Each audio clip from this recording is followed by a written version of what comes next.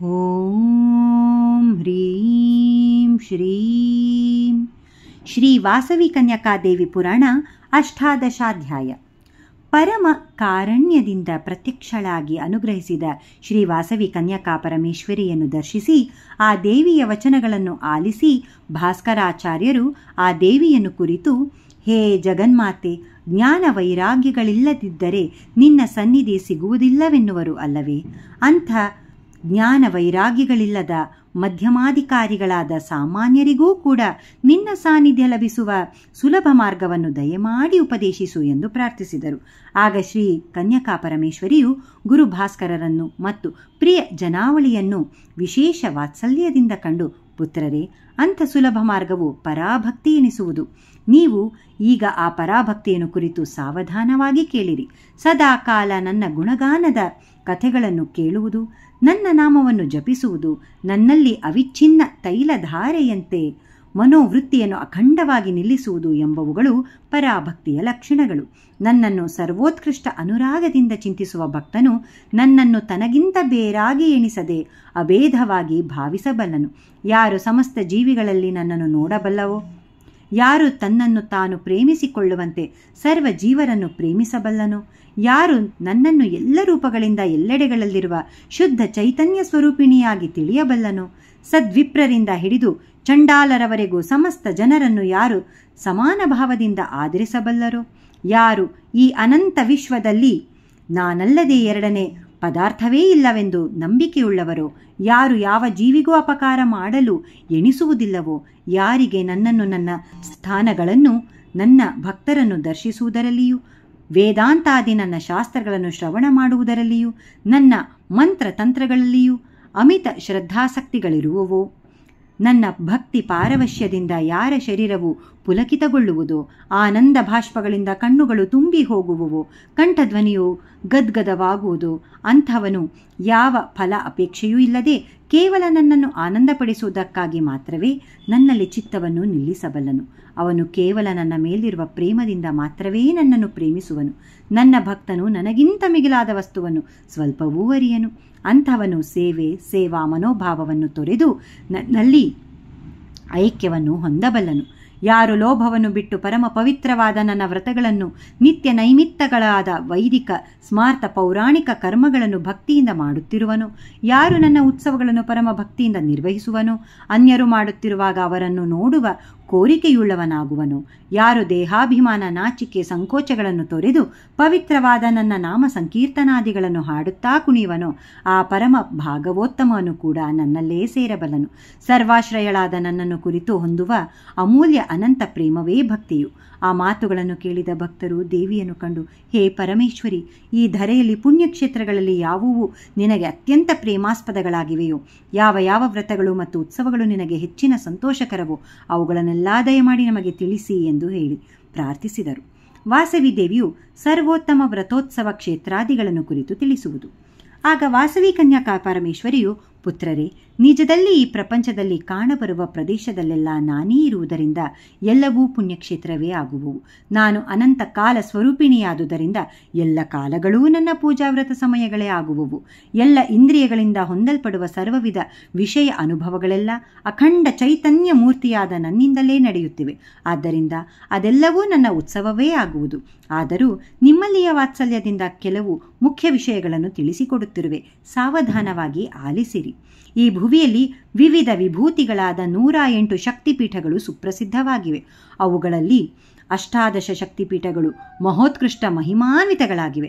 ಸಾಧಕನು ಇಂಥ ಅನೇಕ ತೀರ್ಥಗಳನ್ನು ಸೇವಿಸಲಾಗದಿದ್ದಾಗ ಮಹಾಪವಿತ್ರವಾದ ಒಂದು ಮಹಾಗಿರಿ ಅಂದರೆ ಈ ಪೆನುಗೊಂಡೆ ಕ್ಷೇತ್ರವನ್ನು ಆಶ್ರಯಿಸಿದರೆ ಸಾಕು. ಬ್ರಹ್ಮಕುಂಡ ಸಮೀಪದಲ್ಲಿ ನಿರ್ಮಿಸಲ್ಪಟ್ಟಿರುವ ಪೆನುಗೊಂಡೆ ಕ್ಷೇತ್ರದಲ್ಲಿ ಸಮಸ್ತ ಪುಣ್ಯಕ್ಷೇತ್ರಗಳ ಮಹತ್ವವು ತುಂಬಿರುತ್ತದೆ. ನನ್ನ ಈ ಕ್ಷೇತ್ರದಲ್ಲಿ ನನ್ನನ್ನು ದರ್ಶಿಸಿ ಶುಭ ಸಂಧಾಯಿನಿಯಾದ ನನ್ನನ್ನು ಅನನ್ಯ ಭಕ್ತಿಯಿಂದ ಸೇವಿಸುವ ಭಕ್ತನು ಭವ ಬಂಧನಗಳಿಂದ ವಿಮುಕ್ತನಾಗುವನು. ಇನ್ನು ನನಗೆ ಪ್ರಿಯಕರವಾದ ವ್ರತ ಯಜ್ಞೋತ್ಸವಾದಿಗಳನ್ನು, ಅವುಗಳನ್ನು ನಿರ್ವಹಿಸುವ ವಿಧಾನಗಳನ್ನು ಸಾವಧಾನ ಚಿತ್ತರಾಗಿ ಕೇಳಿರಿ. ಶುಕ್ರವಾರ ವ್ರತವು ನನಗೆ ಬಹು ಪ್ರೀತಿಕರವಾದುದು. ವೈಶಾಖ ಮಾಸದಲ್ಲಿ ನಡೆಯುವ ನನ್ನ ಜಯಂತಿ ಸಮಯದಲ್ಲಿ ಆಶ್ವಯುಜ ಮಾಸದಲ್ಲಿ ನಡೆಯುವ ನನ್ನ ಶರನ್ನವರಾತ್ರಿ ಉತ್ಸವಗಳ ಸಂದರ್ಭಗಳಲ್ಲಿ, ಮಾಘ ಮಾಸದಲ್ಲಿ ಜರುಗುವ ನನ್ನ ವಿಶ್ವರೂಪ ಸಂದರ್ಶನ ಪರ್ವದಿನ ಸಂದರ್ಭದಲ್ಲಿಯೂ ಮತ್ತು ಚೈತ್ರ ಮಾಸದಲ್ಲಿ ನಡೆಯುವ ವಸಂತ ನವರಾತ್ರಿ ಉತ್ಸವಗಳ ಸಂದರ್ಭಗಳಲ್ಲಿಯೂ ಮಾಡುವ ಮಂಡಲ ದೀಕ್ಷಾ ಸಹಿತವಾದ 40 ದಿನಗಳ ಪೂಜಾ ವ್ರತಾದಿಗಳು ನನಗೆ ಅತ್ಯಂತ ಪ್ರಿಯ ಎನಿಸುವುವು. ನನ್ನ ಅಂಗೋಪಾಂಗ ದೇವತಾ ಸಹಿತವಾಗಿ ಮಾಡುವ ಶ್ರೇಷ್ಠ ಪೂಜಾ ವಿಧಾನವಾದ ಶ್ರೀ ವಾಸವಿ ಕನ್ಯಕಾ ವ್ರತವು ಸರ್ವೋತ್ತಮವಾದುದು. ವೈಶಾಖ ಶುದ್ಧ ದಶಮಿಯ ದಿನ ಈ ವ್ರತವನ್ನು ಆಚರಿಸುವುದು ಸರ್ವಶುಭದಾಯಕವಾಗುವುದು. ಅಷ್ಟೇ ಅಲ್ಲದೆ ನನ್ನ ಭಕ್ತರು ತಮ್ಮ ಗೃಹಗಳಲ್ಲಿ ನಡೆಸಿಕೊಳ್ಳುವ ವಿವಾಹಾದಿ ಶುಭ ಕಾರ್ಯಗಳಲ್ಲಿಯೂ ಗೃಹ ಪ್ರವೇಶಾದಿ ಶುಭ ಕಾರ್ಯಗಳಲ್ಲಿಯೂ ಈ ನನ್ನ ವ್ರತವನ್ನು ನಡೆಸಿದರೆ ಅವರಿಗೆ ಅಭೀಷ್ಟ ಫಲಗಳು ಸಿದ್ಧಿಸುವುವು. ದ್ಯುತ್ತರ ಶತ ಅಂದರೆ 102 ಹೋಮಕುಂಡಗಳನ್ನೇ ನನ್ನ ಆರಾಧನಾ ವಿಧಾನವಾಗಿ ಶೋಭಿಸುವ ಶ್ರೀ ವಾಸವಿ ಕನ್ಯಕಾದೇವಿ ಮಹಾಯಜ್ಞವು ಅಮೋಘ ಫಲಪ್ರದವಾದುದು. ಮಾಘಶುದ್ಧ ಬಿದಿಗೆ ಎಂದು ಆ ಮಹಾಯಜ್ಞವನ್ನು ನಡೆಸುವುದು ಸರ್ವೋತ್ತಮ. ಹಾಗಲ್ಲದಿದ್ದರೆ ನನ್ನೀ ಮಹಾಯಜ್ಞವನ್ನಾಗಲಿ ವ್ರತವನ್ನಾಗಲಿ ಪಂಚಾಂಗ ಶುದ್ಧಿಯುಳ್ಳ ಯಾವ ದಿನದಲ್ಲಾದರೂ ಭಕ್ತರು ನಡೆಸಿಕೊಳ್ಳಬಹುದು. ಓ ಭಕ್ತಜನರೇ, ನನ್ನನ್ನು ಸಂತೋಷಗೊಳಿಸುವುದಕ್ಕಾಗಿ ನನ್ನ ಅವತಾರ ದಿನ ಮಹೋತ್ಸವ ಅಥವಾ ಜನ್ಮದಿನೋತ್ಸವ, ಡೋಲೋತ್ಸವ, ಶಯನೋತ್ಸವ, ಜಾಗರಣೋತ್ಸವ, ನನ್ನ ವಿಶ್ವರೂಪ ದರ್ಶನ ಮಹೋತ್ಸವ, ಆರ್ಯವೈಶ್ಯರ ಆತ್ಮಾರ್ಪಣ ದಿನ ಮಹೋತ್ಸವ, ನನ್ನ ಪಟ್ಟಾಭಿಷೇಕ ಮಹೋತ್ಸವ, ರಥೋತ್ಸವ, ಪವಿತ್ರೋತ್ಸವ ಮೊದಲಾದ ಉತ್ಸವಗಳನ್ನು ನೀವು ವೈಭವೋಪೇತವಾಗಿ ನಡೆಸಿಕೊಳ್ಳಿರಿ. ಸರ್ವದೇವತಾ ಸ್ವರೂಪಿಣಿಯಾದ ನನ್ನ ಉತ್ಸವಗಳ ನಿರ್ವಹಣೆಯ ವಿಧಾನಗಳು ಧರ್ಮಶಾಸ್ತ್ರಗಳಲ್ಲಿಯೂ ಆಗಮಶಾಸ್ತ್ರಗಳಲ್ಲಿಯೂ ವಿವರಿಸಲ್ಪಟ್ಟು ಸುಪ್ರಸಿದ್ಧವಾಗಿವೆ. ನನ್ನ ವ್ರತೋತ್ಸವ ಕಾರ್ಯಕ್ರಮಗಳಲ್ಲಿ ಮತ್ತು ನನ್ನ ವಿಗ್ರಹ ಪ್ರತಿಷ್ಠಾಪನಾ ಮಹೋತ್ಸವಗಳಲ್ಲಿ ನನ್ನ ಭಕ್ತರು ಗೌರವ ಬಾಲಿಕೆಯರನ್ನು, ಬಾಲನಗರರನ್ನು ಅಥವಾ ವಟುಗಳನ್ನು, ಸುವಾಸಿನಿಯರನ್ನು ಮತ್ತು ದೀನಜನರನ್ನು ನಾನೆಂದು ಭಾವಿಸಿ ಪೂಜಿಸಿ ಅವರಿಗೆ ಪಕ್ವನ್ನಾದಿಗಳನ್ನು ಉಣಬಡಿಸಬೇಕು ಎಂದು ವಾತ್ಸಲ್ಯದಿಂದ ನುಡಿದ ವಾಸವಿ ಕನ್ಯಕೆಯನ್ನು ನೋಡಿ ವಿರೂಪಾಕ್ಷನು, ಹೇ ದೇವೀಶ್ವರಿ, ನಿನ್ನನ್ನು ಪೂಜಿಸಲು ತಕ್ಕ ಶಾಸ್ತ್ರೀಯ ಕ್ರಮವನ್ನು ದಯಮಾಡಿ ನಮಗೀಗ ಅರುಹಿಸು ಎಂದು ಪ್ರಾರ್ಥಿಸಿದನು. ಆಗ ಆ ವಾಸವಿ ದೇವಿಯು, ವೈಶ್ಯವರರೇ, ನನಗೆ ವಿಶೇಷವಾಗಿ ಪ್ರೀತಿಕರವಾದ ಪೂಜಾ ವಿಧಾನಗಳನ್ನು ಹೇಳುತ್ತಿರುವೆ, ಶ್ರದ್ಧೆಯಿಂದ ಆಲಿಸಿರಿ. ನನ್ನ ಅರ್ಚನೆಯು ಬಾಹ್ಯಾಭ್ಯಂತರ ಭೇದದಿಂದ 2 ವಿಧಗಳಿವೆ. ಬಾಹ್ಯಾರ್ಚನೆಯಲ್ಲಿ ವೇದೋಕ್ತವಾದ ನನ್ನ ಪೂಜೆ ಮೂರ್ತಿ ಭೇದದಿಂದ 2 ವಿಧಗಳಿವೆ. ಮೊದಲನೆಯದು ನಿಖಿಲ ಜಗದಾಕಾರವಾದ ನನ್ನ ವಿರಾಟ್ ರೂಪದ ಧ್ಯಾನ ರೂಪವಾಗಿದೆ. ಎರಡನೆಯದು ಸುಂದರ ಸುಕುಮಾರ ಸರ್ವಾಭರಣ ಭೂಷಿತವಾದ ಹಸ್ತಪಾದಾದಿ ಸಂಯುತವಾದ ನನ್ನ ದಿವ್ಯ ಮಂಗಳ ವಿಗ್ರಹವನ್ನು ವೇದೋಕ್ತವಾದ ಮಂತ್ರಗಳಿಂದ ಆವಾಹನೆ ಮೊದಲ್ಗೊಂಡು ಉದ್ವಾಸನದವರೆಗೂ ಮಾಡುವ ಪೂಜೆಯಾಗಿದೆ. ಹೀಗೆ ಮೂರ್ತಿ ಭೇದದಿಂದ 2 ವಿಧದ ಪೂಜೆಗೂ ಸಮಯಾಚಾರ ವಿಧಿಯನ್ನು ಅನುಸರಿಸಿ ಮಾಡಬೇಕು. ಓ ಸುಕೃತಿಗಳೇ, ಈ ಮೊದಲನೆಯದಾದ ನನ್ನ ವೈದಿಕ ಪೂಜಾ ಸ್ವರೂಪದ ಮಹತ್ವವನ್ನು ಕೇಳಿರಿ. ನಿಶ್ಚಲವಾದ ಶಾಂತಚಿತ್ತವುಳ್ಳವರಾಗಿ ದಂಭವನ್ನು ಅಹಂಕಾರವನ್ನು ತೊರೆದು ಪಿಪೀಲಿಕಾದ ಬ್ರಹ್ಮಪರ್ಯಂತ ಸಮಸ್ತ ಚರಾಚರ ವಿಶ್ವವೇ ಆಕಾರವಾಗಿರುವ ನನ್ನ ವಿರಾಟ್ ರೂಪವನ್ನು ದರ್ಶಿಸುತ್ತಾ ಭಕ್ತನು ತನ್ಮಯನಾಗಬೇಕು. ನನ್ನಲ್ಲಿ ಅನನ್ಯವಾದ ಪ್ರೇಮ ಹೊಂದಿದವನಾಗಿ ಸರ್ವಕ್ಕೂ ಆಶ್ರಯಳಾದ ಪ್ರೇಮ ಸ್ವರೂಪಿಣಿಯಾದ ನನ್ನ ಭಾವವನ್ನು ಭಕ್ತಿಯಿಂದ ಆಶ್ರಯಿಸಿ ಯಜ್ಞ ಯಾಗಾದಿಗಳಿಂದಲೂ ತಪೋವ್ರತ ದಾನಾದಿಗಳಿಂದಲೂ ನನ್ನನ್ನೇ ಮೆಚ್ಚಿಸುತ್ತಾ ಸಂತೋಷಗೊಳಿಸಬೇಕು. ಹೀಗೆ ಆಚರಿಸುವವನು ನನ್ನ ಸಂಪೂರ್ಣ ಅನುಗ್ರಹವನ್ನು ಹೊಂದಿ ಅನಾದಿ ಭವ ಬಂಧಗಳಿಂದ ವಿಮುಕ್ತನಾಗಬಲ್ಲನು. ಪುತ್ರರೇ, ಶ್ರುತಿಗಳು ಹೇಳಿದ ಕರ್ಮಾಚರಣೆಯಿಂದ ಕೂಡಿದ ಧ್ಯಾನದಿಂದಲೂ ಭಕ್ತಿಯಿಂದ ಅಲಂಕರಿಸಲ್ಪಟ್ಟ ಜ್ಞಾನದಿಂದಲೂ ನನ್ನನ್ನು ಹೊಂದಬಲ್ಲರು. ಆದರೆ ಕೇವಲ ಶುಷ್ಕಾಚರಣೆಯಿಂದ ನನ್ನನ್ನು ಹೊಂದಲಾರರು. ಇನ್ನು ಹಸ್ತಪಾದಾದಿ ಅವಯವಗಳಿಂದ ವಿರಾಜಿಸುವ ನನ್ನ ಮಂಗಳ ಸ್ವರೂಪದ 2ನೆಯ ವೈದಿಕ ಪೂಜಾ ವಿಧಾನವನ್ನು ಹೇಳುತ್ತಿರುವೆ. ಭಕ್ತನು ಪ್ರಾತಃ ಕಾಲದಲ್ಲಿಯೇ ಎದ್ದು ತನ್ನ ಶಿರದಲ್ಲಿ ಸಹಸ್ರದಳ ಪದ್ಮಾಕಾರ ಕಮಲದಲ್ಲಿ ಪ್ರಸನ್ನನಾದ ತನ್ನ ಗುರುವು ವಿರಾಜಮಾನನಾಗಿರುವನೆಂದು ಭಾವಿಸಿ ಗುರುವಿನ ಮಂಗಳಮೂರ್ತಿಯನ್ನು ಸ್ಮರಿಸಬೇಕು.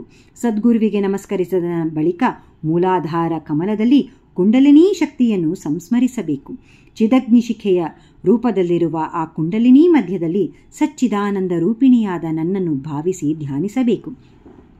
ಅನಂತರ ಶೌಚದಿಂದ ಮೊದಲಾಗಿ ಸಂಧ್ಯಾ ವಂದನೆಯವರೆಗಿನ ಕರ್ಮಗಳನ್ನು ಶ್ರದ್ಧೆಯಿಂದ ಆಚರಿಸಬೇಕು. ನಿತ್ಯೋಪಾಸನಾರೂಪವಾದ ಆಜ್ಞಾರಾಧನೆ ಮಾಡುವವರು ನನ್ನನ್ನು ಪ್ರಸನ್ನಳಾಗಿಸುವುದಕ್ಕಾಗಿ ಅಗ್ನಿಕಾರ್ಯ ಮಾಡಬೇಕು.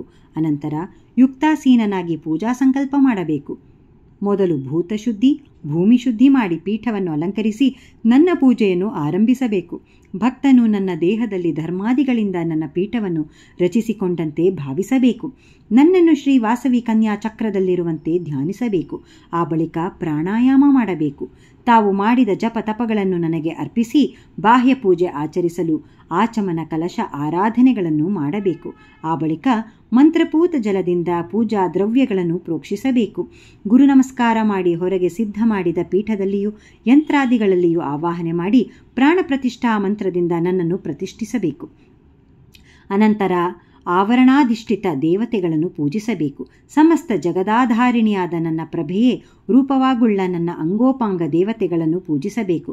ಹೀಗೆ ಆವರಣ ದೇವತೆಗಳನ್ನು ಆಯಾ ಆವರಣಗಳಲ್ಲಿರುವಂತೆ ಭಾವಿಸಿ ಪೂಜಿಸಿದ ಬಳಿಕ ಅಂಗೋಪಾಂಗ ದೇವತೆಗಳೊಡನೆಯೂ ಪರಿವಾರ ಶಕ್ತಿಗಳೊಡನೆಯೂ ರಾರಾಜಿಸುತ್ತಿರುವ ನನಗೆ ಯಥಾಶಕ್ತಿ ಸಂಪಾದಿತವಾದ ಆಸನ, ಆವಾಹನ, ಅರ್ಘ್ಯ, ಪಾದ್ಯ, ಆಚಮನೀಯ ಸ್ನಾನ, ವಸ್ತ್ರಯುಗ್ಮ, ಭೂಷಣ, ಗಂಧ, ಪುಷ್ಪಾಕ್ಷತೆ ಮುಂತಾದವುಗಳಿಂದ ಸಮರ್ಪಿಸಿ ನನ್ನ ಪವಿತ್ರ ನಾಮಾವಳಿಯಿಂದ ನನ್ನನ್ನು ಕೀರ್ತಿಸಿ ಆನಂತರ ಭಕ್ಷ್ಯ, ಭೋಜ್ಯ, ಲೇಹ್ಯ, ಜೋಷ್ಯ ರೂಪಗಳಲ್ಲಿರುವ ನೈವೇದ್ಯಗಳಿಂದಲೂ ತಾಂಬೂಲ ದಕ್ಷಿಣಾದಿಗಳಿಂದಲೂ ಮಂಗಳ ನೀರಾಜನಗಳಿಂದಲೂ ಪರಿಪೂರ್ಣ ಭಕ್ತಿ ಶ್ರದ್ಧೆಗಳಿಂದ ಕೂಡಿ ನನ್ನನ್ನು ಪೂಜಿಸಬೇಕು. ಆಗಮಾದಿಗಳಲ್ಲಿ ಹೇಳಲ್ಪಟ್ಟಿರುವ ಕವಚ, ಮೂಲ, ಹೃದಯ ಸ್ತೋತ್ರಗಳಿಂದಲೂ ದೇವಿ ಸೂಕ್ತಗಳಿಂದಲೂ ಹೃಲ್ಲೇಖಾದ ಮಂತ್ರಗಳಿಂದಲೂ ಸರ್ವ ವಿದ್ಯಾಧಿಷ್ಠಿತಳಾದ ನನ್ನನ್ನು ಮತ್ತೆ ಮತ್ತೆ ಸಂತೋಷಗೊಳಿಸಬೇಕು. ನನ್ನ ಸಹಸ್ರನಾಮಾದಿಗಳಿಂದ ನನ್ನನ್ನು ಕೀರ್ತಿಸಬೇಕು. ತಾನು ಮಾಡಿದ ಅಪರಾಧಗಳನ್ನು ಕೇಳಿಕೊಂಡು ಕ್ಷಮಾಪಣೆ ಮಾಡಬೇಕು. ವೇದ ಪುರಾಣ ಪಾರಾಯಣಾದಿಗಳಿಂದ ನನ್ನನ್ನು ಆನಂದಗೊಳಿಸಬೇಕು. ಅವುಗಳಲ್ಲಿ ಅಂತರ್ಯಾಮಿನಿಯಾಗಿ ವಿವಿಧ ಅವತಾರಗಳ ರೂಪದಲ್ಲಿ ನಾನೇ ಪ್ರತಿಪಾದಿತಳಾಗಿರುವೆನು. ಸುವಾಸಿನಿಯರನ್ನು, ಕನ್ಯೆಯರನ್ನು, ದೀನಜನರನ್ನು ನನ್ನ ಪ್ರತಿರೂಪವಾಗಿಯೇ ಭಾವಿಸಿ ಗೌರವ ಸಮರ್ಪಿಸಬೇಕು. ಬಳಿಕ ನನಗೆ ಸಾಷ್ಟಾಂಗ ಪ್ರಣಾಮಗಳನ್ನು ಆಚರಿಸಿ ಪೀಠದಲ್ಲಿ ಅರ್ಚಿತಳಾದ ನನ್ನನ್ನು ನನ್ನ ಹೃದಯ ಮಂದಿರದಲ್ಲಿ ಸೇರಿಸಿಕೊಳ್ಳಬೇಕು. ಹೀಗೆ ನನ್ನನ್ನು ಅರ್ಚಿಸುವವರು ನನ್ನ ಸಾನ್ನಿಧ್ಯವನ್ನು ಹೊಂದಬಲ್ಲರು. ಈಗ ನಾನು ನಿಮಗೆ ಅಂತರ್ಪೂಜಾ ವಿಧಾನವನ್ನು ಬೋಧಿಸುತ್ತಿರುವೆ, ಕೇಳಿರಿ. ಅಂತರ್ಪೂಜೆ ಎಂದರೆ ಚಿದೇಕರ ಸಬ್ರಹ್ಮ ಸ್ವರೂಪಿಣಿಯಾದ ನನ್ನ ನಿರಾಕಾರ ತತ್ವದಲ್ಲಿ ಚಿತ್ತವನ್ನು ಲಯಗೊಳಿಸಬೇಕು. ಮೇಲೆ ಹೇಳಿದ ಬಾಹ್ಯ ಪೂಜೆಯನ್ನು ತೊರೆದು ಸಾಧಕನು ಅಂತರ ಪೂಜೆಯನ್ನು ಏಕೆ ಆಶ್ರಯಿಸಬೇಕೆಂದು ಕೇಳಿರಿ. ನಿರಾಕಾರ, ನಿರ್ವಿಕಾರ, ಶುದ್ಧ, ಬುದ್ಧ, ಮುಕ್ತ ಜ್ಞಾನ ಮಾತ್ರವೇ ನನ್ನ ಯಥಾರ್ಥ ರೂಪವಾಗಿದೆ. ಜೀವನು ಅಜ್ಞಾನದಿಂದ ತನ್ನ ಚಿನ್ಮಾತ್ರ ತತ್ವವನ್ನು ಮರೆತು ಭ್ರಾಂತಿಯಿಂದ ಕಲ್ಪಿತವಾದ ದೇಹ ಗೇಹಾದಿಗಳಲ್ಲಿ ಅಹಂಕಾರ, ಮಮಕಾರಗಳನ್ನು ಹೊಂದಿ ನಿರಂತರ ಜನನ ಮರಣಾದಿ ಕ್ಲೇಶ ಪ್ರವಾಹದಲ್ಲಿ ಬಿದ್ದು ಕೊಚ್ಚಿ ಹೋಗುತ್ತಾ ಎಂದಿಗೂ ತೀರವನ್ನು ಸೇರದಾಗಿದ್ದಾನೆ. ಸತ್ಯವನ್ನು ವಿಚಾರ ಮಾಡಿ ಸದ್ಗುರು ಸೇವೆಯಿಂದ ತತ್ವವನ್ನು ಪಡೆದು ಸತ್ಯ ಜ್ಞಾನಾನಂದ ಘನವಾದ ನನ್ನ ಸ್ವರೂಪಕ್ಕಿಂತ ಬೇರಾಗಿ ಹಗ್ಗದಲ್ಲಿ ತೋರಿದ ಹಾವಿನಂತೆ, ಮೃಗ ಜಲದಂತೆ, ಸ್ವಪ್ನ ಪದಾರ್ಥಗಳಂತೆ, ಅಸತ್ಯ ಜಡ ದುಃಖಾತ್ಮಕವಾದ ಈ ಜಗತ್ತೆಲ್ಲ ಮಾಯಾಮಯವೆಂಬ ಎಂದು ತಿಳಿದುಕೊಂಡು ನನ್ನ ಚಿದ್ರೂಪದಲ್ಲೇ ಚಿತ್ತವನ್ನು ನಿಲ್ಲಿಸಬೇಕು.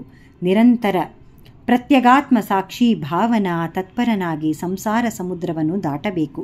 ಇಂಥ ಅಂತರ್ಪೂಜೆಯನ್ನು ಆಚರಿಸುವ ಯೋಗ್ಯತೆಯು ಪ್ರಾಪ್ತಿಯಾಗುವವರೆಗೂ ನನ್ನ ಬಾಹ್ಯ ಪೂಜೆಯನ್ನು ಬಿಡದೆ ಮಾಡುತ್ತಿರಬೇಕು ಎಂದು ತನ್ನ ಪೂಜಾ ವಿಧಾನಗಳನ್ನು ಕುರಿತು ಶ್ರೀ ವಾಸವಿ ಕನ್ಯಕಾ ಪರಮೇಶ್ವರಿಯು ಪ್ರಬೋಧೆಯನ್ನೂ ನೀಡಿದಳು. ಆ ಬಳಿಕ ವೈಶ್ಯರನ್ನು ನೋಡಿ, ಕುಮಾರರೇ, ಭೂತಲದಲ್ಲಿ ಇತರರಿಗೆ ದುರ್ಲಭವಾದ ಅದ್ಭುತವಾದ ಕೀರ್ತಿಯನ್ನು ಸಂಪಾದಿಸಿರಿ. ಧರ್ಮರಕ್ಷಣೆಯಲ್ಲಿ ಆಸಕ್ತರಾದ ಮಾನವರು ಸದಾಕಾಲ ಪ್ರಶಂಸನೀಯರಾಗಿರುವರು. ಹೇ ಭಕ್ತವರರೇ, ಆರ್ಷ ಧರ್ಮವನ್ನು ಅನುಸರಿಸಿ ವರ್ಣಾಶ್ರಮ ವಿಧಿಗಳನ್ನು ಪಾಲಿಸುತ್ತಾ ಸೂತ್ರಕಾರರು ನಿರ್ಣಯಿಸಿರುವ ಷೋಡಶ ಸಂಸ್ಕಾರಗಳನ್ನು ಆಚರಿಸುತ್ತಾ ನಾನು ತೋರಿಸಿದ ತ್ಯಾಗ, ಅಹಿಂಸಾತ್ಮಕ ನೂತನ ಧರ್ಮವನ್ನು ಈ ಯುಗದಲ್ಲಿ ಅನುಸರಣೀಯವಾದ ಪರಮಧರ್ಮವೆಂದು ಸ್ವೀಕರಿಸಿ ಅಖಿಲ ಪ್ರಪಂಚದಲ್ಲಿ ಈ ಪ್ರವಿಮಲ ಧರ್ಮ ಪ್ರಚಾರವನ್ನು ಮಾಡುತ್ತಾ ವಿಶ್ವಶಾಂತಿಯನ್ನು ಸಾಧಿಸಬೇಕು. ಸಮಸ್ತ ವೈಶ್ಯರು ಅಭಿಮಾನಧನರಾಗಿ ಐಕ್ಯಮತದಿಂದ ಬೆಳಗಬೇಕು. ಶೈವ, ವೈಷ್ಣವ, ಶಾಕ್ತೇಯ, ಗಣಪತ್ಯಾದಿ ಸಮಸ್ತ ಮತ ಸಂಪ್ರದಾಯಗಳಲ್ಲಿ ಸಮದೃಷ್ಟಿ ಹೊಂದಿ ಸರ್ವಮತ ಸಾಮರಸ್ಯದಿಂದ ಪ್ರಜಾಪಾಲನೆ ಮಾಡಬೇಕು. ಪುತ್ರರೇ, ಈ ವಾಸವಿ ಕನ್ಯಕಾ ಪರಮೇಶ್ವರಿ ದಿವ್ಯಾವತಾರ ಮೂರ್ತಿ ನಿಲಯಗಳಾದ ಆಲಯಗಳು ಪ್ರಪಂಚದೆಲ್ಲೆಡೆ ನೆಲೆಸುವವು. ನಾನು ತೋರಿಸಿದ ಅಹಿಂಸಾತ್ಮಕ ವಿನೂತನ ಧರ್ಮ ಮಾರ್ಗವೇ ಅಖಿಲ ಪ್ರಪಂಚಕ್ಕೆ ಅನುಸರಣೀಯವಾಗುವುದು. ಈ ಪವಿತ್ರ ಭಾರತ ಭೂಮಿಯಲ್ಲಿ ಪ್ರಕಾಶಿಸುವ ವೈಶ್ಯವಂಶದಲ್ಲಿ ವಿಶ್ವವಿಖ್ಯಾತ ಮಹಾತ್ಮರು ಉದಿಸಿ ಮಾತೃದೇಶ ಸ್ವಾತಂತ್ರ್ಯಗಳನ್ನು ಸಂರಕ್ಷಿಸಿ ವಿಶ್ವ ಕಲ್ಯಾಣವನ್ನು ಸಾಧಿಸಬಲ್ಲರು. ಸುಕುಮಾರರೇ, 714 ಗೋತ್ರಗಳವರೊಡನೆ ಮಹಾಸಂಘವಾಗಿ ವಿರಾಜಿಸಿದ್ದ ವೈಶ್ಯವರ್ಣವು ಈಗ ವಿಭಕ್ತವಾಯಿತಲ್ಲವೇ ಎಂದು ಚಿಂತಿಸತಕ್ಕದ್ದಲ್ಲ. ಕಾಲಪ್ರಭಾವ ಮತ್ತು ವಿಧಿವಿಲಾಸವು ಅನಿವಾರ್ಯವು. ಇಂದು ನಿಮ್ಮಿಂದ ಬೇರಾಗಿ ವಿವಿಧ ಪ್ರಾಂತ್ಯಗಳಿಗೆ ಹೊರಟು ಹೋದ ವೈಶ್ಯರೂ ಹಿಂದೆ ಬಹುಪ್ರಾಂತ್ಯಗಳಲ್ಲಿ ನಿರ್ವಹಿಸುತ್ತಿದ್ದ ಪೂರ್ವ ವೈಶ್ಯ ವಂಶಗಳವರೂ ನನ್ನ ಕೃಪೆಯಿಂದ ಭವಿಷ್ಯತ್ ಕಾಲದಲ್ಲಿ ಮತ್ತೆ ಏಕವಾಗಬಲ್ಲರು. ಇದು ನಿಸ್ಸಂಶಯ ಎಂದು ಹೀಗೆ ಉಪದೇಶಿಸಿ ಶ್ರೀ ವಾಸವಿ ಕನ್ಯಕಾದೇವಿ ಅಂತರ್ಧಾನಳಾದಳು. ಅನಂತರ ಅಲ್ಲಿಯ ಪ್ರಜೆಗಳೆಲ್ಲರೂ ಪರಮ ಆನಂದಭರಿತರಾಗಿ ವಾಸವಿ ದೇವಿಯನ್ನು ಕೀರ್ತಿಸುತ್ತಾ ಹೊರಟು ರಾಜಸಭಾ ಪ್ರಾಂಗಣವನ್ನು ಸೇರಿದರು. ಆ ಬಳಿಕ 18 ಪಟ್ಟಣಗಳ ನಿವಾಸಿಗಳಾದ ವಿರೂಪಾಕ್ಷಾದಿ ಪ್ರಮುಖರು ಆ ಬಂಧು ಜನರೊಡನೆ ದೂರದವರೆಗೂ ಅನುಸರಿಸಿ ಹೋಗಿ ಅವರನ್ನು ಬೀಳ್ಕೊಟ್ಟು ಪೆನುಗೊಂಡೆ ಪಟ್ಟಣಕ್ಕೆ ಹಿಂದಿರುಗಿದರು. ಅಂದಿನಿಂದ ಆರ್ಯವೈಶ್ಯರ ತ್ಯಾಗಮಯ ದಿವ್ಯ ಕೀರ್ತಿಯು ದಿಗಂತ ಪರಿವ್ಯಾಪ್ತವಾಯಿತು. ಫಲಶ್ರುತಿ. ಹೀಗೆ ಸಾಲಂಕಾಯನ ಮಹರ್ಷಿಯು ಮಣಿಗುಪ್ತಾದಿಗಳಿಗೆ ಶ್ರೀ ವಾಸವಿ ಕನ್ಯಕಾ ಪರಮೇಶ್ವರಿಯ ಪುಣ್ಯಕಥೆಯನ್ನು ಸವಿಸ್ತಾರವಾಗಿ ತಿಳಿಸಿ, ಆ ದಿವ್ಯ ಕಥೆಗೆ ಸಮಾನವಾದ ಕಥೆಯು ಈವರೆಗೆ ಇಲ್ಲ, ಮುಂದೆ ಇರದೂ ಕೂಡ. ಇದು ಸಕಲ ದುಃಖಗಳನ್ನು ಶಮನಗೊಳಿಸುವುದು, ಸಮಸ್ತ ಸಂಪತ್ತುಗಳನ್ನು ವೃದ್ಧಿಗೊಳಿಸುವುದು. ಶ್ರೀ ವಾಸವಿ ಕನ್ಯಕಾ ಪುರಾಣ ಕಥಾ ಪಾರಾಯಣವು ಅಕಾಲ ಮೃತ್ಯುವು ಬರದಂತೆ ತಡೆಯುವುದು, ಸರ್ವವಿಧ ವ್ಯಾಧಿಗಳನ್ನು ಬಾಧೆಗಳನ್ನು ತೊಲಗಿಸಿ ಆಯುರಾರೋಗ್ಯಗಳನ್ನು ಪ್ರಸಾದಿಸುವುದು, ಸತ್ಸಂತಾನವನ್ನು ಪ್ರಸಾದಿಸುವುದು, ಧರ್ಮ ಅರ್ಥ ಕಾಮ ಮೋಕ್ಷಗಳೆಂಬ ಚತುರ್ವಿಧ ಪುರುಷಾರ್ಥ ಫಲಗಳು ದೊರೆಯುವಂತೆ ಮಾಡುವುದು. ಬುದ್ಧಿವಂತರು ತಮ್ಮ ಜೀವನದಲ್ಲಿ ಒಮ್ಮೆಯಾದರೂ ಈ ದಿವ್ಯ ಚರಿತ್ರೆಯನ್ನು ಶ್ರವಣ ಮಾಡಿದರು, ಪಠಿಸಿದರು, ಗಂಗಾದಿ ಪುಣ್ಯ ನದಿಗಳಲ್ಲಿ ಕೋಟಿ ಜನ್ಮಗಳು ಸ್ನಾನ ಮಾಡಿದ ಪುಣ್ಯ ಫಲವನ್ನು ಹೊಂದಬಲ್ಲರು. ಅವರು ಪರಮ ಪವಿತ್ರ ಕಾಶಿ ಕ್ಷೇತ್ರದಲ್ಲಿ ಕೋಟಿಲಿಂಗಗಳನ್ನು ಪ್ರತಿಷ್ಠೆ ಮಾಡಿದ ಫಲವನ್ನು ಹೊಂದಬಲ್ಲರು. ಪವಿತ್ರ ಗಂಗಾ ತೀರದಲ್ಲಿ ಕೋಟಿ ಅಶ್ವಮೇಧ ಯಾಗಗಳನ್ನು ಆಚರಿಸಿದ ಫಲವು ಅವರಿಗೆ ಕೈಗೂಡುವುದು.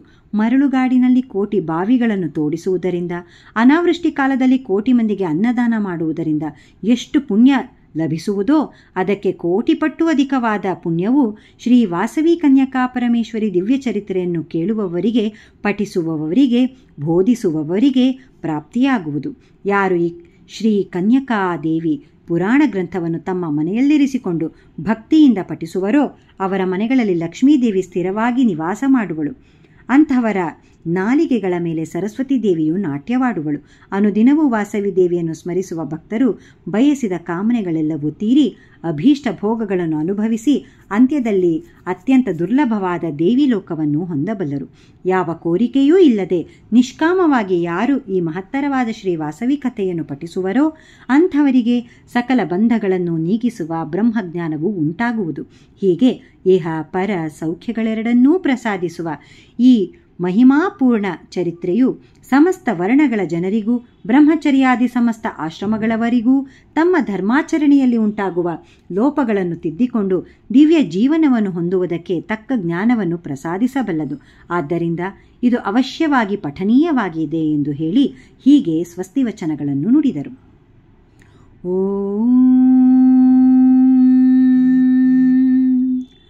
ಅಸತೋ ಮಾ ಸದ್ಗಮಯ ತಮಸೋ ಮಾ ಜ್ಯೋತಿರ್ಗಮಯ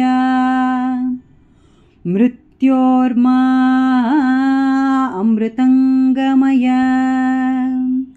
ಸರ್ವೇಷಾಂ ಸ್ವಸ್ತಿರ್ಭವತು ಸರ್ವೇಷಾಂ ಶಾಂತಿರ್ಭವತು ಸರ್ವೇಷಾಂ ಪೂರ್ಣಂ ಭವತು ಲೋಕಾ ಸಮಸ್ತಾ ಸುಖಿನೋ ಭವಂತು. ಓಂ ತತ್ಸತ್ ಮಂಗಳಂ ಮಹತ್. ಓಂ ಶಾಂತಿ ಶಾಂತಿ ಶಾಂತಿ. ಶ್ರೀ ವಾಸವಿ ಕನ್ಯಕಾ ದೇವಿ ಪುರಾಣ ಸಂಪನ್ನ. ಜೈ ವಾಸವಿ.